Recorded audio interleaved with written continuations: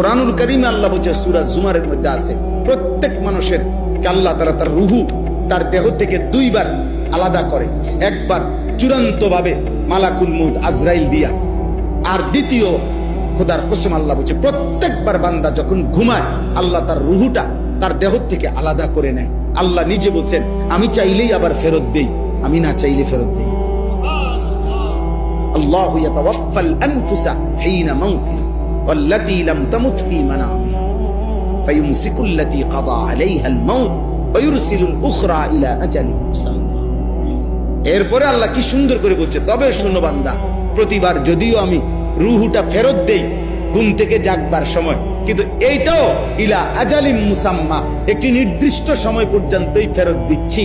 এই ফেরত দিলেও তুমি ধোঁকা খাইও না যে কোনোদিন আটকাবো না, না সত্যি সত্যি একদিন রূহটা একবার নেব আজরাইল দিয়া, আর কোনোদিন ফেরত দেব।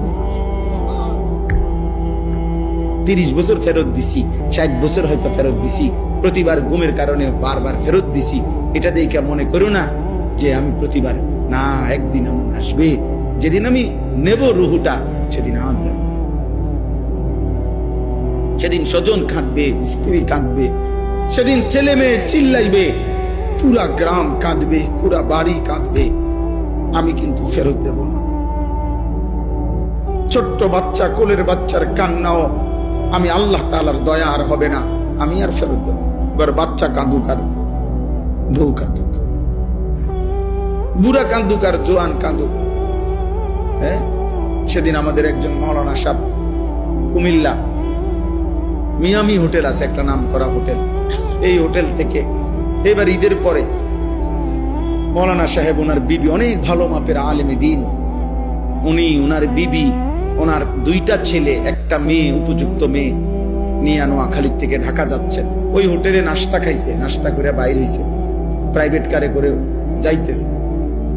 আপনার প্রাইভেট কারটা আপনার মাত্র রোডে উঠছে, একটা স্টার লাইন বাস আইসা একটা বাড়ি দিছে।